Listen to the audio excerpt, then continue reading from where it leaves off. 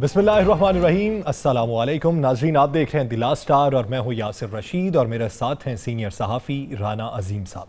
नाजरीन, अपोजिशन के लिए आज का दिन काफ़ी भारी साबित हुआ है। पहले मेगा मनी लॉन्ड्रिंग केस में साबिक सदर आसिफ अली जरदारी पर फर्द जुर्म आयद हुई और फिर मनी लॉन्ड्रिंग के ही केस में अपोजिशन लीडर शहबाज शरीफ को गिरफ्तार कर लिया गया। उनकी जमानत मनसूख हुई और लाहौर हाई कोर्ट के अहाता अदालत से नैब की टीम ने उन्हें गिरफ्तार कर लिया, नैब ऑफिस मुंतकिल कर दिया है और कल एहतसाब अदालत में पेश किया जाएगा।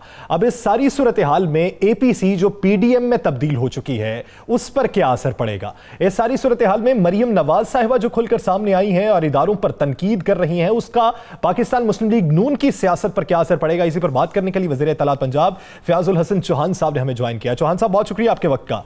चौहान साहब, अपोजिशन ने तो वावेला मचाना शुरू कर दिया है कि हुकूमत इंतकाम का निशाना बना रही है, गिलगित बल्तिस्तान के इलेक्शन को सबूताज किया जा रहा है और मरियम नवाज साहिबा ने तो यहां तक कह दिया कि ये फैसले पहले से लिखे होते हैं। बिस्मिल्लाहिर्रहमानिर्रहीम।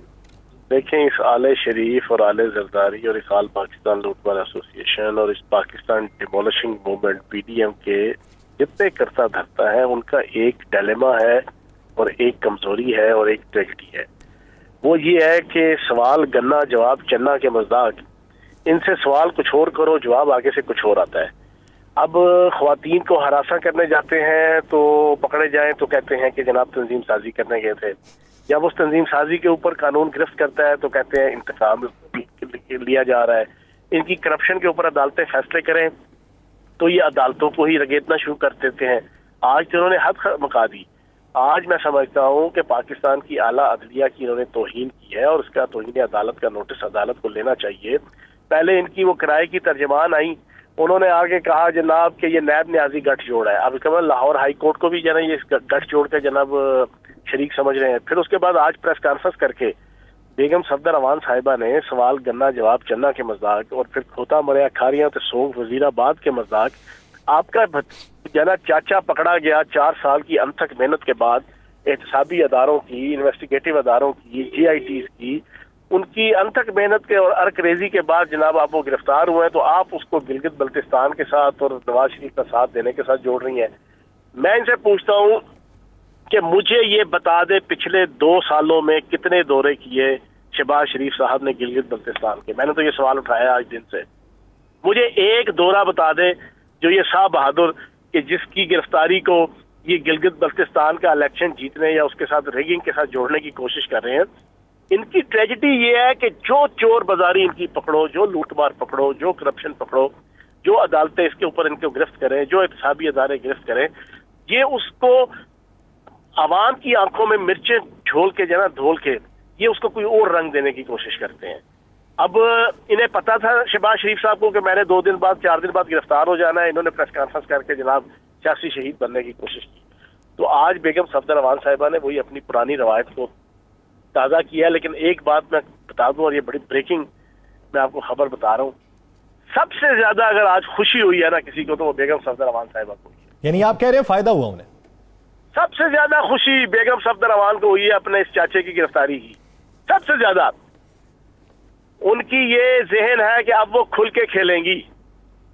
अब उनके जहन में है कि कजन भी अंदर, हमजा शहबाज ये भी अंदर, अब मैं खुल के जनाब अपना रोल प्ले करूंगी। और जनाब ये परवेज रशीद टाइप के जो इंस्पेक्टर हैं, जो अतालीक है, और ये काना काचा के सुकरात और रस्तू नारोवाल के चौधरी एहसन इकबाल साहब, इनको साथ लेके अपनी मर्जी से जना इस जनाब मीम लीग बना के जनाब आगे मैं चलूंगी। आप कह रहे हैं कि नून के बाद मीम भी बन रही है? आप मीम लीग हो गई ना। अब तो शीन भी खत्म होगी, नून भी खत्म होगी। नून को तो जना वो सुल्तान मफरूरुद्दीन अर्तुगरुल जना वो बाहर बैठे हैं ना। अब वो सुल्तान मफरूरुद्दीन अर्तुगरुल जना वो बाहर है और शीन के शहबाज शरीफ आने की तो पेशगोई कर दी। आज उन्होंने कह दिया कि नवाज शरीफ आ रहे हैं, जल्दी आ रहे हैं, खुशखबरी दे दी उन्होंने। अब तो हुकूमत का काम आसान। मेरा फिक्रा सुन लेना। सुल्तान मफरूरुद्दीन अर्तुगरुल बाहर है और शहबाज शरीफ साहब करप्शन ऑफ जना mother of corruption, mother of money laundering, वो अंदर है।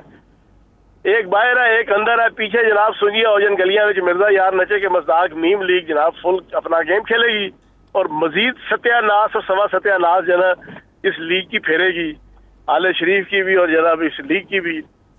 तो अगर चौहान साहब मियां नवाज शरीफ वाकई आ रहे हैं वतन, और जिस तरह मरियम नवाज ने दावा किया है, और मियां नवाज शरीफ की वतन वापसी पर उन्हें गिरफ्तार किया जाएगा या उन्हें सियासत करने की इजाज़त दी जाएगी? अगर उन्होंने आना होता ना तो गुलहरी की तरह जना फड़क फड़क के जना वो गाड़ी से निकल के जहाज की सीढ़ियां चढ़ के जनाब जहाज में ना बैठते। ये सुल्तान मफरूरुद्दीन अर्तुगरुल, मेरी बात लिख ले पेन कागज लेके, ये अब वापस नहीं आते। इस हुकूमत के होते हुए इसे वापस नहीं आना, और इसके बाद हुकूमत अगली फिर हमारी है अल्लाह पाक के करम से इंशाल्लाह, नबी पाक के सदके, तो अगली दफा फिर नहीं इन्होंने आना, तो ये मफरूरुद्दीन अर्तुगरुल जो है ना बाहर ही रहेंगे। अच्छा, ये मरियम ने ये भी आपको बताना कह दिया कि नवाज शरीफ का लाकर जेल में बंद कर दें, हम तो खुद चाहते हैं कि नवाज शरीफ जेल में बंद हो। पूरे का पूरा मौका दिया हुआ है, मैदान दिया हुआ है हुकूमत को खेलने के लिए। ये डब्ल्यू टर्न ले रहे हैं, इनकी समझ नहीं आ रही, इनकी मत मरी हुई है, इनकी करप्शन के ऊपर जो इनकी पकड़ धकड़ हो रही है, इन सारों की अकलें है ना जवाब दे बैठी हैं। वो बेचारी बेगम सफदर रहमान साहिबा, तरस आता है उसके ऊपर जो है ना, वो उल्टी सीधी बातें करती है, कभी क्या कभी क्या कभी क्या। पहले बाहर भेजने के वाले से इसके ट्वीट क्या नहीं ले रहे थे, अब ये कहती है वापस आ जाएंगे। तो उसको कह रहा उस वक्त जना आपके ट्वीटों का क्या आलम था? आपके ट्वीट तो बता रहे थे कि हाँ जी नौज़बिल्लाह माज़अल्लाह फरिश्ता जना वो परमिट लेके मौत का जना वो मेरे अब्बा जी को तलाश करता फिर रहा है।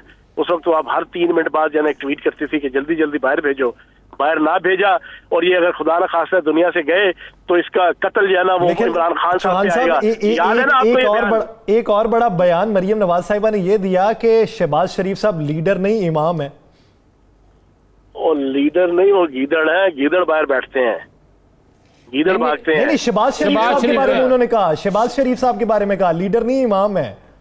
यार बस छोड़े इनकी बातों को, जना ये जना वो इमामदीन हो सकते हैं, जना जो एक हुआ करता था बड़े सगीर का कैरेक्टर था इमामदीन, ठीक है ना, ये वो हो सकते हैं। बाकी करप्शन के इमाम है, टकेमारी के इमाम है, पैदागिरी के इमाम है, मनी लॉन्ड्रिंग के इमाम है, जाली अकाउंट्स के इमाम है, टीटीज के इमाम है, अकबा परवरी के इमाम है, लूटमार के इमाम है। बिल्कुल जनाब, ऐसे वैसे चौहान साहब अगर आने वाले, मैं एक तो आज मरियम ने जो प्रेस कॉन्फ्रेंस की, सारे समझते हैं कि अदलिया पे इस तरह तनकीद, अदारों पे तनकीद, क्या हुकूमत जो है, आपकी हुकूमत जो है, क्या इस पे कोई एक्शन लेने जा रही है? बात यह है कि अभी इसी नून लीग के अंदर से आवाजें आना शुरू हो गई हैं। देखिए वो मियाँ जलील अहमद शेखपुरी साहब हैं, अशरफ अंसारी साहब हैं, फैसल नियाजी साहब हैं, इनके MPs MNAs इनके खिलाफ बोलना शुरू हो गए हैं। तो इससे बड़ी इनके खिलाफ और कौन सी FIR हो सकती है कि इनके बयानिए से जरा इनके अपने MNA MP और सेनेटर राजी नहीं है। अच्छा, मरियम ने कहा जी तलाल चौधरी से मैंने पूछा, उसने मुझे कुछ नहीं बताया, तो आपको कुछ पता चला? भाई मैंने तो सिंपल एक बात कही है कि मेरी सारी उम्र तंजीम साजी में गुजरी है। ये रात की तंजीम साजी तलाल चौधरी ने ईजाद की है, और फिर उसके बाद तलाल चौधरी ने बेगम सफदर रहमान साहिबा की सरपरस्ती के अंदर जो रात की तंजीम साजी की है, उसके नतीजे में एक मैसेज दे दिया है क़यामत तक पाकिस्तान की सारी सियासी जमातों को और उनके वर्कर्स को कि आइंदा सोचना भी ना रात को तंजीम साजी का। तंजीम साजी जब करनी है दिन को करनी है, अगर रात को करोगे तो फिर हड्डियों की जरा टूटने की सूरत में उसके नतीजे जाएंगे। चौहान साहब, मियां नवाज शरीफ साहब ने ऑनलाइन इजलास मुनक्किद किया, टेलीफोनिक रब्ता भी हुआ है, अब गाइडलाइन मिली है, तो उसी गाइडलाइन पे तो मरियम नवाज साहिबा ने प्रेस कॉन्फ्रेंस की है। अब जब तक मोहलत है, पाकिस्तान मुस्लिम लीग नून ये समझती है कि मज़ाहमत की सियासत के लिए मरियम नवाज साहिबा को मैदान में उतारा जाए, और वो उन्हें क्राउड पुलर भी कहते हैं, तो क्या पंजाब हुकूमत या वफाकी हुकूमत मज़ाहमती तहरीक के लिए खुला छोड़ेगी मैदान? मेरी बात सुनो, नवाज शरीफ साहब यहाँ पर 2 साल रहे, नवाज शरीफ साहब सर्विसेज हॉस्पिटल में एडमिट रहे, नवाज शरीफ साहब कोट लखपत जेल में रहे, बाहर बंदों की तादाद बताओ कितनी होती थी?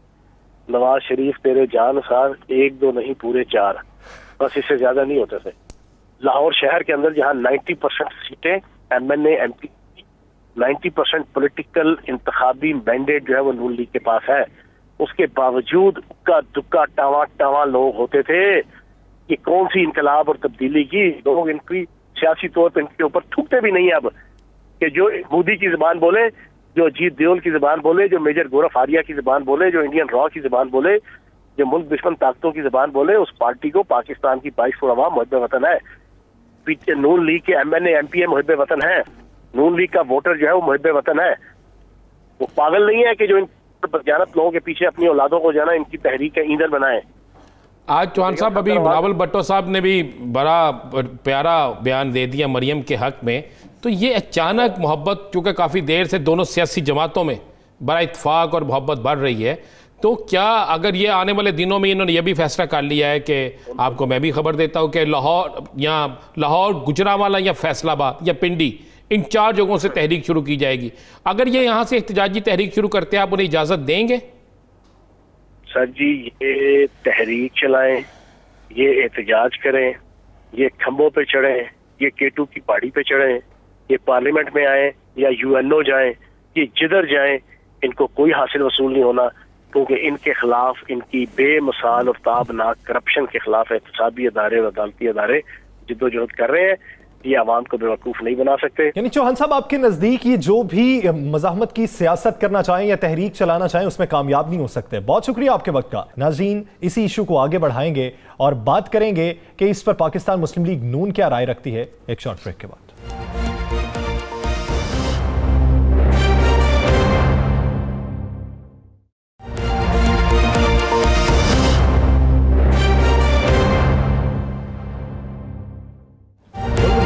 नाज़रीन, आज की गिरफ्तारी पर हुकूमत का मौक़िफ़ तो सामने आ चुका है। इस पर पाकिस्तान मुस्लिम लीग नून क्या राय रखती है? पॉलिटिकल विक्टिमाइजेशन का इल्ज़ाम लगाया गया हुकूमत पर, इसमें पॉलिटिकल विक्टिमाइजेशन है कितनी, और पीडीएम की जो तहरीक है वो किस हद तक मजबूत होगी, और पाकिस्तान मुस्लिम लीग नून इनफरादी तौर पर तहरीक किस तरीके से चलाएगी? इसी पर बात करने के लिए पाकिस्तान मुस्लिम लीग नून के सीनियर रहनुमा कैसर शेख साहब ने हमें ज्वाइन किया है। कैसर शेख साहब, बहुत शुक्रिया आपके वक्त का। शेख साहब, अदालत से रिलीफ मिल जाए तो अदालतें ठीक हैं, ना मिले तो जो करवा रही है हुकूमत करवा रही है, ऐसा मौक़िफ़ क्यों? नहीं, आप बात जो कर रहे हैं उसमें सिर्फ ये आप सुप्रीम कोर्ट की जजमेंट देख लीजिए या उनके ऑब्जर्वेशन देख लीजिए। उन्होंने नैब के बारे में जो कहा है कि ये इवन हैंडेड नहीं है, ये सबके लिए बराबर नहीं है। खुद सुप्रीम कोर्ट का ये बिल्कुल अदलिया ने कहा, और मैं बहुत एहतराम करता हूं अदालत आलिया का, लेकिन सुप्रीम कोर्ट ने ये कहा कि नैब जितने केसेस ला रही है उसमें सबसे ज्यादा तो सबसे अपोजिशन के हैं। क्या वजह है कि हुकूमत के केसेस को आगे नहीं किया? इंसाफ सबके लिए बराबर होना चाहिए और इंसाफ नजर आना चाहिए बराबर होता। मैं आज अदलिया का फैसला है वो हमारी सर आंखों पर, और हमेशा पाकिस्तान मुस्लिम लीग ने अदलिया के फैसले को इंडोर्स किया है। देखिए, मियाँ शहबाज शरीफ एक रिकन्सिलिएशन, एक मुफाहमत की जो है हमेशा सियासत करते हैं। उन्होंने ये कहा कि मैंने 20 साल मुफाहमत की सियासत की है, मैंने कोई जाती अगर उसमें लिया है। इस वक्त ये ज़रूरत है हमारे मुल्क के कारोबार के लिए, हमारे मुल्क की ओवरऑल माहौल के लिए, जिस तरह APC का माहौल बन रहा है और सियासत गर्म हो रही है, इस तमाम चीज़ों को हमने सामने रखना है। देखिए, जो कानून बनाया ठीक है, वो कानून उस वक्त पाकिस्तान मुस्लिम लीग के दौर में बने होंगे जो नैब के लॉ हैं, लेकिन उनके लॉ को सब पे अमल कीजिए ना। हुकूमत के कोई बंदों के लिए तो कोई नैब कुछ नहीं कर रही, और अपोजिशन के जितने भी हैं, खुर्शीद शाह साहब का केस देख लीजिए, 10 महीने हो गए। मियाँ शहबाज शरीफ पहले 4.5 माह नैब के कस्टडी में रहे हैं। अगर आप इजाजत दें तो हम आपकी जमात के रहनुमाओं के कुछ शॉर्ट चलवा देते हैं कि जिसमें खुर्शीद शाह के मुताल्लिक, करप्शन के मुताल्लिक मुस्लिम लीग नून क्या कहती थी, जो आज बेगुनाह जिसे आप कह रहे हैं। अभी आपने कहा है कि अदालतों के फैसले सारांकों पे हम अदब करते हैं। मरियम साहिबा ने कहा है कि अदालतों के फैसले लिखे हुए आते हैं और लिखे हुए फैसले पढ़े जाते हैं। आपकी क़यादत अदालतों के फैसलों को गलत कह रही हैं, आप दुरुस्त कह रहे हैं, फिर दुरुस्त कौन है? देखिए, मैं हर एक का अपना अपना ओपिनियन है। मैं किसी के ओपिनियन को दूसरे को तो नहीं, मैं तो अपनी बात कर रहा हूँ, आपसे कह रहा हूँ। मैं ये समझता हूँ कि अदालत के फैसले आज तक हमने माने हैं और हम उनको कहते हैं कि अदालतें जो है वो सही फैसले, हमें तवक्को है और इंशाल्लाह अदालतें सही फैसले करती हैं। लेकिन आप तो ये बताइए कि सुप्रीम कोर्ट, शेख साहब, जो क़यादत होती है फिर उसी का ये तो देखिए आप उनसे पूछिए ना, रहनुमाओं को मानना पड़ता है। नहीं, वो आपकी क़यादत है ना, आपकी रहनुमा है, आपकी लीडर है। क़यादत का जो कहा होता है वही पार्टी फॉलो करती है ना। मैं उनको कोई ये नहीं कह रहा। देखिए, मेरी बात सुनिए, जो हमारी पार्टी की जो बनता है ना कंसेंसस, जो ओपिनियन बनता है वो तो सबके मशवरे के साथ बनता है ना। हर एक का अपना अपना ओपिनियन हो सकता है। मैं तो सुप्रीम कोर्ट की जजमेंट, सुप्रीम कोर्ट की ऑब्जर्वेशन की बात है। आज की प्रेस कॉन्फ्रेंस के अल्फाज है कि ये फैसला पहले से वो तो आप कह रहे नहीं, मैं तो ये कह रही है, मरियम कह रही है, सुप्रीम कोर्ट ने जो ऑब्जर्वेशन दी है, ये मरियम नवाज साहबा कह रही हैं, वो हमारी लीडर हैं, उनका ओपिनियन है, मेरा ओपिनियन भी मैंने आपको बड़ा क्लियरली कह दिया। मैं ये कह रहा हूं सुप्रीम कोर्ट की ऑब्जर्वेशन क्या है। उन्होंने कहा है कि जो फैसले सारे के सारे अपोजिशन को मुर्द इल्जाम ठहरा रहे हैं, आखिर हुकूमत के लोग किधर रहे, आखिर मालम जब्बा के क्या केस का हो रहा है, फॉरेन फंडिंग के केसेस का क्या हो रहा है, ये जो पिशावर की मोटरवे बनी है उसका क्या हो रहा है, कोई उनका केस को सुनवाई नहीं है। क्या नैब को वो नजर नहीं आ रहे? क्या ये जो कुछ सुप्रीम कोर्ट ने कुछ और फैसले भी दिए थे शेख साहब, सुप्रीम कोर्ट के कुछ और रिमार्क्स भी थे, कुछ और लोगों के मतलब भी थे, उनके मतलब क्या कहते हैं आप? नहीं, बात मेरी सुनिए, मैं आपको, अगर आप मुझे 1 मिनट मौका दीजिए, मैं लंबी बात नहीं करता। ये जो कुछ हुआ है ये 4,000 अरब रुपए का जो हमने सूद पे किया 13.25% से, अगर इसको खोलेंगे तो इससे बड़ा स्कैम है ही नहीं पाकिस्तान की तारीख में। मैं कारोबारी बंदा हूं और मैं एक बिजनेस की बात कर रहा हूं कि 13.25% पे हार्ट मनी मंगाई गई और उन 8 माह के दौरान डॉलर और पाकिस्तान का रुपया बिल्कुल एक जैसा रहा। बाहर से लोग 1 या 2% पे डॉलर में पैसा ला के यहां पे उन्होंने रखा और 13.25% पे वापस ले गए और 4,000 अरब रुपए पाकिस्तान के बजट में हो। कोई क्योंकि किसी को टेक्निकल बातें ना नहीं बताई जा रही। ये मुझे बताइए कि तेल की कीमत 20-25 साल बाद सबसे कम हो गई $15, वो उस भाव पे उस वक्त बैन कर दिया और अरबों खरबों का नुकसान हो गया है। तो वो क्या बात है कि $15 पे मैं भी पेट्रोकेमिकल का बिजनेस करता हूं। हमने तो बहुत वही बात होगी कि 5 डाकू घर में गए वारदात करने के लिए, पुलिस ने छापा मारा, 2 डाकू पकड़े गए, 3 भाग गए और वो 2 भी कह रहे हैं कि उन तीनों को क्यों नहीं पकड़ा, हमें क्यों पकड़ लिया। नहीं, ये डाकुओं वाली बात तो नहीं है, तो मैं मुल्क की बात, हुकूमतों की बात, ये आप बिल्कुल मिसाल ऐसी दे, इसमें कोई डाकुओं वाली बात नहीं है। मैं कह रहा हूं सबको चेक करे ना, ये क्यों नहीं नजर आ रहे इतने बड़े काम। इंशाल्लाह हम तो दुआ करते हैं कि कोई भी करप्शन करे, चाहे वो हुकूमत में अपोजिशन में, उसे पकड़ना चाहिए। शेख साहब बिल्कुल आपकी बात दुरुस्त है। अब जो चीनी की हर एक का एहतसाब होना चाहिए, जो हकीकत है। जी शेख साहब इसी पे आते हैं, बिल्कुल इसी पे आते हैं। शेख साहब मुझे बता दें, क्या अदारों पे चढ़ाई करना, पाकिस्तान के अहम तरीन कौमी अदारों को अपनी तनकीद का निशाना बनाना, आप इसे दुरुस्त समझते हैं? मैं समझता हूं नहीं, अदालतों को भी न्यूट्रल फैसले करने भी हैं और तवक्को भी हमारी यही है। मैं समझता हूं उसके बगैर कोई गुजारा नहीं। लेकिन अगर सिर्फ चढ़ाई चंद लोगों के ऊपर ही की जाएगी, तमाम लोगों का नजर आना चाहिए। ये ऐसा सीधी बातें जो मैं आपसे कह रहा हूं ना, चीनी 53 रुपए से हमने एक्सपोर्ट अलाउ कर दी, 53 रुपए से 90 या 100 रुपए हो गई। खुद प्राइम मिनिस्टर साहब कह रहे हैं, वो खुद कह रहे हैं कि हम उनके खिलाफ एक्शन करेंगे। क्या एक्शन हुआ है अभी तक? अच्छा, खीरा अंदोजी का वो बार कह रहे थे हम बहुत एक्शन करेंगे। थोड़ा सा जुर्माना लगा के बिल्कुल आपकी सारी बातें दुरुस्त हो सकती है, आपका मौकफ है। मैंने जो सवाल पूछा जरा मुझे उसका जवाब दे दें ताकि आपको हम उस पर चलें। आप समझते हैं इदारों पे तनकीद के अहम तरीन कौमी इदारों पे एस्टेब्लिशमेंट पे तनकीद मियां नवाज शरीफ की दुरुस्त है? मैं नहीं करता। मुझे देखिए वो जो उन्होंने किया उनसे आप पूछ ले। मैं समझता हूं कि हमारे इदारे जो है हमें उन पे पूरा भरोसा है और भरोसा करना चाहिए और इदारों को भी चाहिए कि मुल्क इस वक्त मुल्क के हालात ये है कि इदारों को भी ऐसे फैसले करें कि जो सारे नजर आए कि वो सही तरह इंसाफ हो रहा है। मैं इदारों से भी यही गुजारिश हमारी है और मैं समझता हूं कि हमारे इदारे इंशाअल्लाह मुल्क के इदारे हैं और सबके लिए बराबर वो ख्याल रखेंगे। बहुत बढ़िया एक बात कर दी है और ये बात किस उम्रे में की है इसका तो आप भी बता सकते हैं। उन्होंने कहा जी कि मेरा और मियां नवाज शरीफ साहब का बयानिया एक है और हमारा बोझ उठाना किसी के भी बस में नहीं है। ये सब को चैलेंज कर दिया, आप क्या कहेंगे? जब वो जी जो जिस तरह का हो रहा है ना, वन साइडेड चीज़ें हो रही। मैं खुद रिकन्सिलिएशन वाला आदमी हूँ, मैं मफाहमत का बात करता हूँ। मैं मुल्क की इसमें बेहतरी है। हमें इस वक्त हमारे बॉर्डर्स पे ही जंग हो रही है, हम अपने अंदर जंग ना करें। हम कोशिश करें कि मसाइल जो जिसने कोई गलत किया है, किसी ने भी किया है, हमारे 73 साल में ट्रुथ कमीशन बना लेना। 73 साल में जो कुछ होता रहा है बिल्कुल जिसने किया है उसका सामने आना चाहिए चीज़। मियाँ शहबाज शरीफ साहब ने तो बार कहा है कि मैंने एक जेले की करप्शन नहीं की और मेरे अकाउंट में एक जेला भी नहीं गया। वो कह रहे हैं अदालत ने एक फैसला दे दिया उनकी जमानत, क्योंकि कानून ऐसा है। नैब का कानून कह रहे हैं कि विक्टिमाइजेशन नहीं हो रही, वन साइडेड अकाउंटेबिलिटी हो रही।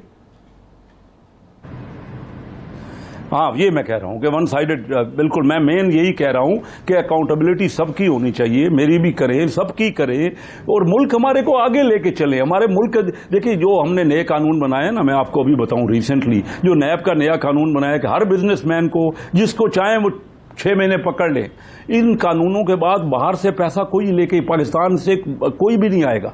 हमने ही कहते थे, इमरान खान साहब बनने से पहले कहते थे कि 4,000 अरब रुपए की बजाय हमारा रेवेन्यू 8,000 अरब होना चाहिए। क्या वजह हुआ कि पाकिस्तानी रुपए में भी वो रेवेन्यू नहीं हो रहा जो हमने इकट्ठा किया था। अच्छा, ये बता दें मुझे, एक सवाल का जवाब दे दें शेख साहब। डालो जी शेख साहब, एक सवाल का जवाब। अगर अदारों के खिलाफ मुस्लिम लीग नून की क़यादत मियां नवाज शरीफ और मरियम साहिबा अदारों के खिलाफ तहरीक चलाने का ऐलान करती हैं, बतौर MNA कैसर अहमद शेख कहाँ पे खड़े होंगे? जी, हम पहले तो पार्टी मीटिंग में डिस्कस करेंगे ना।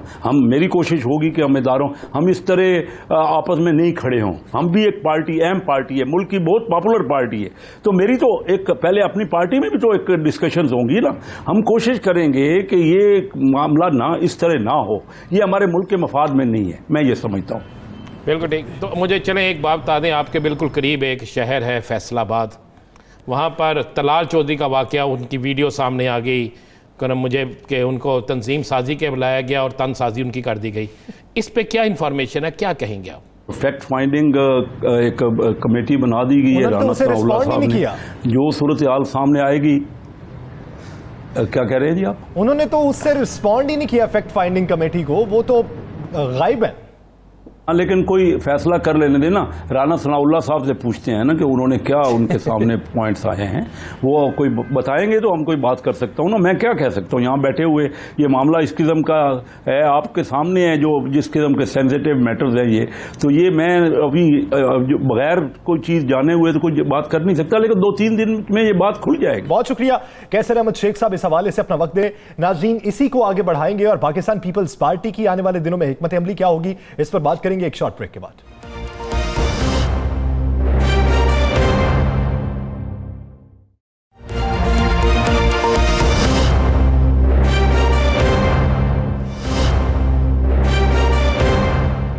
Welcome back. नाज़रीन, आज मेगा मनी लॉन्ड्रिंग केस में साबिक सदर आसिफ अली जरदारी साहब पर भी फर्द जुर्म आयद हुई। दूसरी जानिब अपोजिशन लीडर शहबाज शरीफ साहब भी गिरफ्तार हो गए।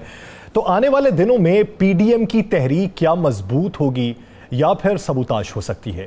इस हवाले से क्या पाकिस्तान मुस्लिम लीग नून और पाकिस्तान पीपल्स पार्टी PDM की तहरीक से पहले किसी तहरीक का आगाज करेंगे या फिर जो अक्टूबर की डेट तय है उसी पर तहरीक का आगाज होगा? इसी बारे में बात करने के लिए वजीर ट्रांसपोर्ट सिंध सैयद अवैस कादिर शाह साहब ने हमें ज्वाइन किया है। शाह साहब, बहुत शुक्रिया आपके वक्त का।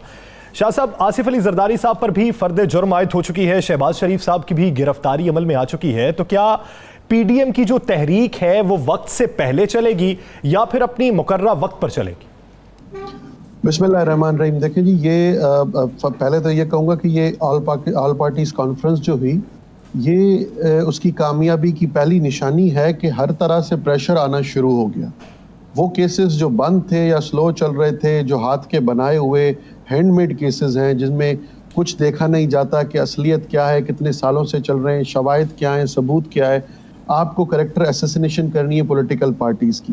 देखिए, अगर माजी में चले जाएं तो इस किस्म के प्रेशर्स ज़रूर आते हैं। नैब एक्टिव हो जाता है। अगर आप पुरानी APC पे चले जाएं जो मोहतरमा शहीद बेनज़ीर भुट्टो साहिबा ने की थी, उसके बाद फ़ौरन नवाज शरीफ साहब के केस खुल गए थे। सऊदी अरब की स्टील मिल, कतरी स्टील मिल, और वो एक होते थे वहाँ पे हमारे, ये नाम उनका क्या है, बहुत अच्छा नाम था उनका, वो बाद में कोई रहमान, अब तो एहतसाबुर रहमान है, वो सैफुर रहमान साहब, उन्होंने जरदारी साहब पे केसेस बनाना शुरू कर दिए। आसिफ अली खान जरदारी साहब की गिरफ्तारियां शुरू हो गई थी। उसके बाद जब वो आगे बढ़े तो देखिए, ये APC की कामयाबी की निशानी है कि जब पाकिस्तान की सारी वो पार्टीज जिन्होंने ये समझा कि अब इस हुकूमत का आगे बढ़ना, आगे मुल्क को चलाना बिल्कुल नागुज़ीर बन गया है, ख़त्म, ये हुकूमत ना वो वादे पूरे कर सकी है, अवाम महंगाई के बोझ तले दबते जा रहे हैं, इकोनॉमिकली हमारा मुल्क सारी दुनिया में बिल्कुल नीचे आता जा रहा है, उसका ग्राफ गिरता जा रहा है। और एक जो स्टेटमेंट्स जारी हुई हैं माजी में, आपने देखा होगा जिस तरह पायलट्स का एक इशू आया या दूसरे जो स्टेटमेंट्स जारी होते हैं, पूरे मुल्क, पूरी दुनिया में हमारे मुल्क की जगहसाई हुई है। ये जब इन सारे एजेंडाज पे जब पार्टी इकट्ठी हुई, एक पेज पे आई और एक तहरीक चलाने का एक शेड्यूल दे दिया, तो देखें ये प्रेशर्स आना स्टार्ट हो गए। अब एपीसी की सबसे बड़ी कामयाबी यही है कि आज जो इन्होंने शहबाज शरीफ साहब की गिरफ्तारी की है, आसिफ अली खान जरदारी साहब पे फर्द जुर्म आयद किया है, ये एक्सपेक्टेड था। जिस तरह मेरे जरदारी साहब, आसिफ अली खान जरदारी साहब ने कहा कि शायद एपीसी के बाद सबसे पहले मैं ही जेल जाऊं, तो मौलाना साहब से रिक्वेस्ट है कि जरा मिलने आ जाया करें। तो सबको पता है कि ये आएगा प्रेशर, लेकिन इस बात पे ये मैं बिल्कुल 100% श्योर कह सकता हूं कि जो इत्तेहाद है एपीसी जिस मकसद के लिए हुई थी, एज पर स्केड्यूल सारी तहरीक चलेगी, हर तरीके से जलसे भी होंगे, रैलियां भी मुनक्किद की जाएंगी और इंशाअल्लाह जनवरी में जो जिस मार्च का अंदिया दिया गया है वो मार्च भी कामयाब होगा। जब हम इस्लामाबाद पहुंचेंगे तो इस्लामाबाद वालों को घर जाना पड़ेगा। सही। राणा साहब, आप शाह साहब की तरफ चले जाइएगा, एक राय आपकी चाहिए। आप क्या समझते हैं, जैसा कि शाह साहब ये कह रहे हैं कि एपीसी की ये पहली कामयाबी है, ये जो गिरफ्तारियां हैं, क्या समझते हैं कि वाकई ये कामयाबी है या फिर अलार्मिंग सिचुएशन है एपीसी के लिए? देखिए, शाह साहब का ख्याल है कि ये कामयाबी है, लेकिन मेरा ख्याल है कि ये बिल्कुल एक बड़ा एपीसी समेत तमाम सियासी जमातों के लिए ये एक बड़ी ऐसी अलामत है कि जिससे इन्हें आने वाले वक्तों में इनकी आने वाली तहरीक जो है वो मुझे किसी और तरफ जाती नज़र आ रही है। शायद वो तहरीक उस तरह ना बन सके जिस तरह बननी चाहिए। मैं शाह साहब से एक सवाल पूछना चाहता हूँ। शाह साहब, आपने कहा कि बिल्कुल ये झूठे मुकदमात हैं, तो ये भी तो आपको याद होगा ये मुकदमा बनाया किसने है? बल्कि मुझे बहुत अच्छे तरीके से याद है जी, मैं इस बात पे डिनाई नहीं करूंगा, लेकिन इस वक्त जो इशू चल रहा है, जिस एपीसी की आपने बात की, मैं इस बात पे दोबारा आपको वापस लाऊंगा। जो आप कह रहे हैं कि शायद आप हमारी तहरीक किसी और तरफ जाएगी, जी हमारी तहरीक किसी और तरफ नहीं जाएगी। पहले तहरीक जो मोहतरमा बेनज़ीर भुट्टो साहिबा शहीद ने एपीसी कॉल की थी वो रेस्टोरेशन ऑफ डेमोक्रेसी के लिए थी। अब ये जो है रेस्टोरेशन ऑफ इलेक्टेड गवर्नमेंट के लिए होगी, सिलेक्टेड को बाहर जाना होगा। ये जो सिलेक्टेड्स बैठे हुए हैं जिसने इस मुल्क का ये हशर किया है, देखें क्या वो पुराना सिनेरियो और आज का सिनेरियो शाह साहब क्या करेंगे आप तरीके अदम इत्मीद लाएंगे, तरीके अदम इत्मीद लाएंगे, आप इसको बज़ोरे आप अवामी ताकतगार भेजेंगे, क्या करेंगे ये जरा वाज़ेह कर दें। देखें, मेरे चेयरमैन बिलावल भुट्टो जरदारी साहब ने सब कुछ वाज़ेह कर दिया था। मैं दोबारा बताता चलूँ, उस प्रेस कॉन्फ्रेंस को अगर आपने सुना हो, जाहिर सी बात है आपने सुना होगा कि हम हर जमहूरी तरीका पार्लियामेंट के अंदर भी पार्लियामेंट के बाहर भी जमहूरी तरीका अपनाएंगे। हम रैलियां भी करेंगे, हम जलसे भी करेंगे, हम मार्च भी करेंगे। हम आखिर हर वो हरबा अपनाएंगे कि ये हुकूमत को घर जाना पड़े, लेकिन जमहूरी तरीका। और अगर इस्तीफों पे जब बात आई तो देखें बात छिड़ी के पीपल्स पार्टी इस्तीफों से पीछे जा रही है। हम इस्तीफों से कभी पीछे नहीं जाएंगे। हमारे चेयरमैन का जो हुक्म होगा वो इंशाल्लाह इस जो डिसाइड किया जाएगा इसकी एग्जीक्यूटिव कमेटी में, जो पूरा ये इत्तेहाद डिसाइड करेगा, उसके साथ पीपल्स पार्टी शाना बशाना खड़ी है और चलेगी।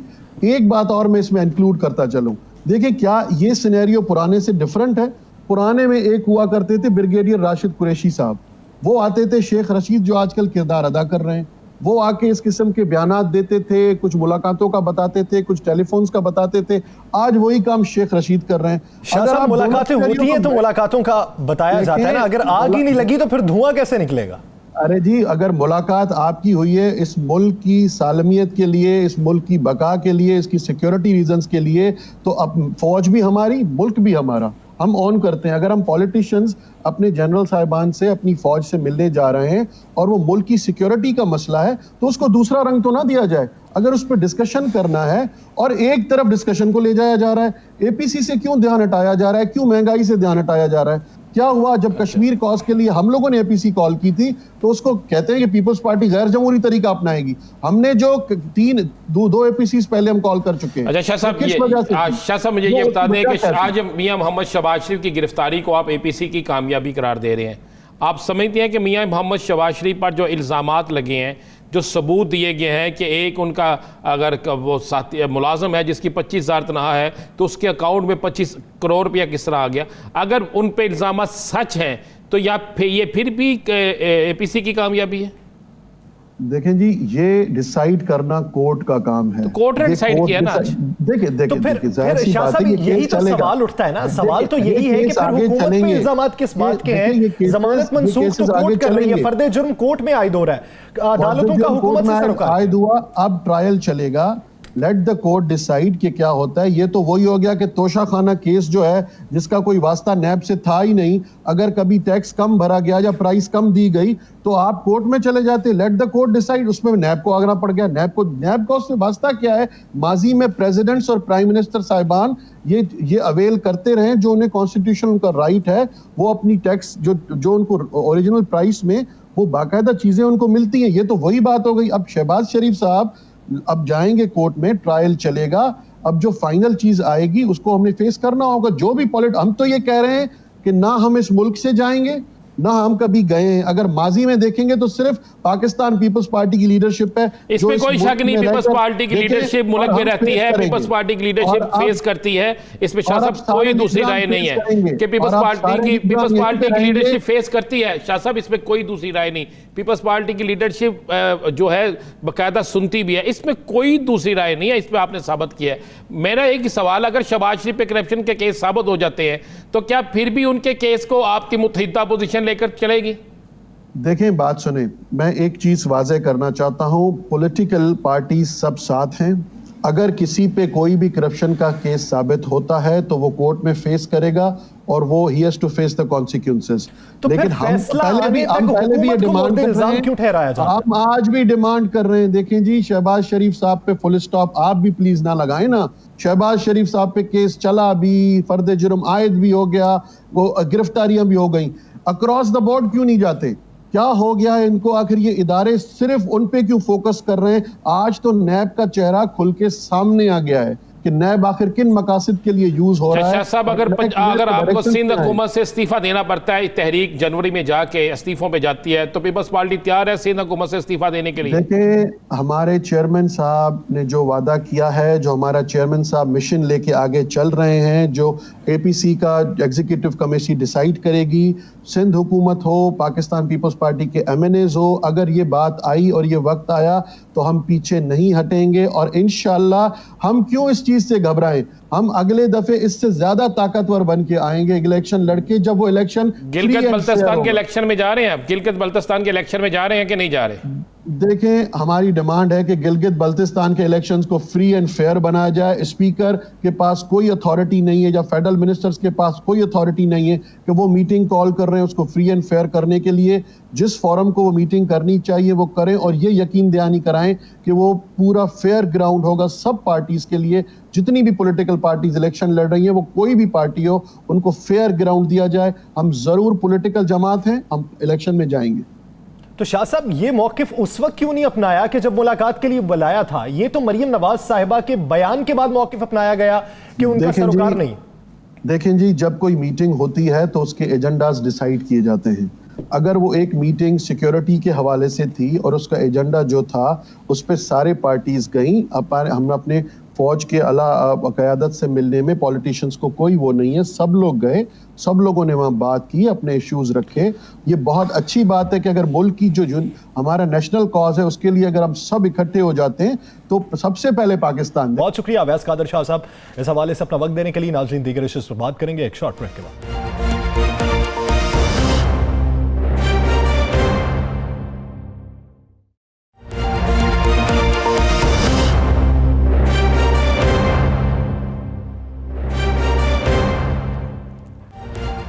Welcome back. नाज़रीन, बात करेंगे तलाल चौधरी साहब की, जो ये कहते हैं कि तंजीम साजी के लिए बुलाया गया और फिर तशद्दुद का निशाना बनाया गया। उसके बाद मुकदमा भी दर्ज होता है, फैक्ट फाइंडिंग कमेटी भी बनती है। कमेटी के 2 मेंबरान होते हैं, सायरा अफजल तारड़ साहिबा होती हैं, अकरम अंसारी साहब होते हैं। लेकिन खबर ये सामने आती है कि फैक्ट फाइंडिंग कमेटी से किसी ने राब्ता नहीं किया। अब फैक्ट फाइंडिंग कमेटी कौन से फैक्ट्स पर फैसला करेगी, इसी पर बात करते हैं। राना साहब हमारे साथ मौजूद है। राना साहब, तंजीम साजी में पहले मुखालिफत सामने आती है, फिर तशद्दुद की कहानी जन्म लेती है और उसके बाद फैक्ट फाइंडिंग कमेटी बनती है, उससे तो राब्ता नहीं होता। अब मौक़िफ़ सामने आने के लिए, हकाइक जानने के लिए दोनों तरफ का मौक़िफ़ सामने आना ज़रूरी था, वो भी सामने नहीं आया, तो हकाइक कैसे पता चलेंगे? देखिए, हकाइक मैं आपको बता देता हूँ, जो मेरे पास इंफॉर्मेशन है। ये तंजीम साजी थी या तन साजी थी, क्या क्या था, ये तो हालात के साथ साथ आएगा। लेकिन बड़ी शर्मिंदगी की बात है, मेरे लिए बड़ी दुख की बात है कि हमारे कौमी लीडर्स जो हैं, जो जिन्हें हम अपने लीडर्स कहते हैं, जो सियासी जमातों के रहनुमा हमारे लिए इंतहाई मोहतरम है, या सर इंतहाई मोहतरम, सोशल मीडिया पर उनके मतलब कैसे कैसे गाने लगे, कैसी कैसी चीज़ें चली, अगर आप वो देख लें तो आप परेशान हो जाएं कि जिनको हम अपना आइडियल समझते हैं उनके मतलब ऐसा नहीं होना चाहिए था। जो असम्बलियों में बैठती, जिन्होंने हमारे फैसले करने हैं, जो इस कौम की तकदीर बदलने के फैसले करते हैं। अब हुआ ये कि तलाल चौधरी साहब के साथ जब ये वाक़या होता है, इस वक़ूए के बाद जो वीडियो सामने आई है, हमने उस वीडियो में घर की निशानदेही भी दिखा दी, घर के ऊपर किसका नाम लिखा हुआ है दरवाजे के साथ, गेट के साथ बिल्कुल, और ये भी बता दिया उन्होंने, कहा जी घर की तमाम औरतों, अगर उन्होंने इल्ज़ाम लगाया तो ये बहुत बुरी बात है, ये बहुत ही बुरी बात है अगर उन्होंने औरतों के घर की तमाम औरतों के टेलीफोन नंबर चेक करें, ये बड़ी खौफनाक चीज़ है, ये इल्ज़ाम नहीं लगाना चाहिए। अगर ये दुरुस्त है तो फिर बेचारे को रात को, मुझे समझ नहीं आई, एक चीज़ का सवालिया निशान है कि रात को तंजीम साजी किस तरह होती है, क्या सारा दिन तंजीम साजी नहीं हो सकती, और सिर्फ तंजीम साजी वहीं पर क्यों, क्या पूरे फैसलाबाद में और कोई जगह नहीं थी तंजीम साजी के लिए? क्या वो तंजीम साजी का इख्तियार इस घर वालों को दिया गया था? फिर बड़ी बात यह है कि फिर बाद में मौक़िफ़ भी नहीं सामने आया, मौक़िफ़ भी सामने नहीं आया। और मैं अभी हम एक ऑडियो भी आपको, हमने जो हमारे ना फारूक जोरी, हमने उनका, फारूक जोरी साहब आप ज़रा हॉस्पिटल पर रब्ता करें कि अस्पताल में पता करें जी तलाल चौधरी सब चले गए हैं, नहीं है, पुलिस आई थी नहीं, क्योंकि आज मुस्लिम लीग नून वाले करें ना वहाँ पुलिस आई है ना तलाल चौधरी साहब को ऐसा मामला, वो ठीक हो गए थे, चले गए हैं। तो जब इन्होंने वहाँ पे रब्ता किया तो ये ऑडियो कॉल सुन लें ज़रा, 30 सेकंड की है। तलाल चौधरी साहब हो गए हैं, डिस्चार्ज हो गए हैं? हाँ जी हो गए। कल हुए हैं? तो बिल वगैरह सारे क्लियर हो गए हैं?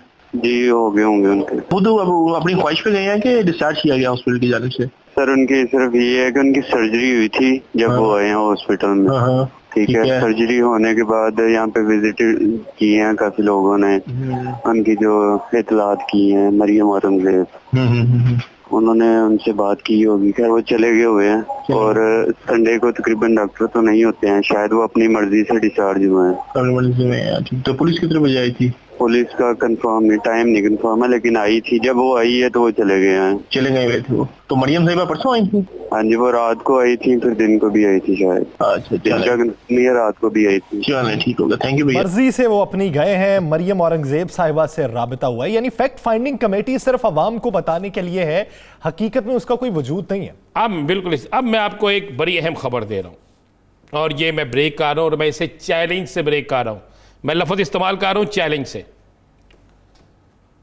ये वीडियो किसी सूरत बाहर नहीं आनी थी। ये जो वीडियो आई ना जिसमें तलाल चौधरी साहब फरमा रहे हैं, तलाल चौधरी साहब ने ये पहले कहा कि इन्होंने वीडियो खुद भेजी है बाहर, बिल्कुल इन्होंने खुद ये वीडियो बाहर नहीं भेजी, और ना ये वीडियो सामने आनी थी। हुआ सारा सिलसिला ये है कि तलाल साहब को जब मार पड़ती है फैसलाबाद में, एडमिट होते हैं वो लाहौर के नेशनल अस्पताल में, एक मकामी अस्पताल, लाहौर के एक मकामी अस्पताल में एडमिट हो जाते हैं। अब फैसलाबाद से लेकर लाहौर तक कोई ऐसा अस्पताल ही नहीं है, फैसलाबाद में भी नहीं है, जहां पे उनके बड़े बड़े अच्छे अस्पताल है जहां पे उनका इलाज हो जाता।